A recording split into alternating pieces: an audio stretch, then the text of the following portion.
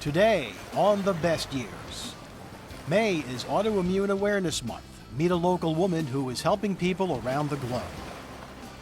If you suffer from arthritis, we'll show you how to get relief by taking a dip in the pool. This Ocean County couple took 17 years to sail around the world. Today, they tell their amazing story. And Ocean County reaches out to Hispanic senior citizens with its first Spanish language magazine. All this and more today on The Best Years. And now, from the studios at Ocean County College, here's Sandy Levine. Hello and welcome to The Best Years. I'm your host, Sandy Levine. We have a great show full of stories that will inspire, entertain, and educate. Autoimmune diseases affect more than 50 million people. Our special guest today is one of them. Barbara Yodis' diagnosis of 10 separate disorders prompted her to establish the Autoimmune Information Network, a nonprofit organization that helps patients and their families cope. Barbara, welcome to The Best Years. Thank you, Sandy. What is it like living with autoimmune diseases? What are some of your symptoms? One of the main ones that most people, myself included, suffer from is very significant fatigue. I have a lot of muscle weakness, just that feeling of you can't get out of your own way. You have to change the way you do things. You have to change the way you get the laundry basket down the stairs, reach for things. It's tough. You have to kind of learn to adapt to them. And what are some of the most common misconceptions about autoimmune diseases? That it's HIV. Most people, when you say I have an autoimmune condition, they think you have HIV or AIDS. One of the things that I want to do is educate them that's not the case. It's totally opposite. It's your immune system being overactive as opposed to a virus attacking it. And why did you decide to form AIN? Actually, it was my husband's idea. We were involved with a lot of other nonprofits and with different diseases, and there was nobody really helping anybody, so we wanted to get in there into the trenches and help like nobody else could. And how does it work? People contact us through our website, through email, or through the telephone.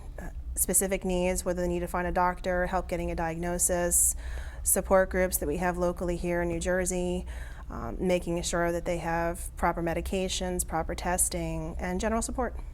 And I imagine getting correct information is one of the toughest parts when you have some of these conditions. It's incredibly difficult, especially in this day and age of the internet. You can find everybody's lupus page and so-and-so's rheumatoid arthritis story, and a lot of the information on there is very inaccurate. So what are some of the biggest success stories you've had with helping people? What are some of the wonderful things you've been able to arrange for people through your network? Getting them properly diagnosed is huge. Getting them to the right doctors. A lot of people go between 3 and 5 years and 8 to 10 to 12 doctors without getting a diagnosis. So that's probably one of my biggest things, is making sure that they have proper care. But specifically, what are some of the things you've been able to arrange? We arrange for transportation. We've helped people get to and from doctors. We've helped people get medications that they couldn't afford. We've paid for services to a doctor that is not on their insurance or they couldn't cover. A little bit of everything. And how much of your time does this take? And is anyone else offering a service like this? Nobody. There's no other organization in this country that does what we do. We're the only one. And it takes probably about 45 to 60 hours of my week. And a lot of institutions, hospitals, they refer people to your network because no one else is doing this? Nobody. We have doctors from Johns Hopkins referring people to us. We have Mount Sinai, St. Jude's, Columbia Presbyterian. We're pretty well known on the little hospital circuit. And how does this help you, or does it help you to do this for other people? What do you get from being involved this way? It helps me because it makes my struggles and my illnesses worthwhile. Like, I didn't go through what I went through for nothing. I don't want somebody on the other end of that phone going through what I went through, feeling alone, not having any answers. So it helps keep me motivated to make sure that the patients are motivated to get themselves better. And did it take you a long time to be properly diagnosed? Yeah, one of my conditions, it took more than 3 years. How can the public help you? Well, we're run completely on donations. So donations are a big thing. So if they wanted to make a tax-deductible donation, they can do that. Or we do have fundraisers that we work on. They're more than happy to come out to and enjoy some fun days. And the best way for people to find more information out? Would be to go to our website, which is www.aininc.org. And Barbara, you're a very positive person, but surely you must have some tough days. What are some of the toughest days like? Tough days is when I let myself get too stressed out.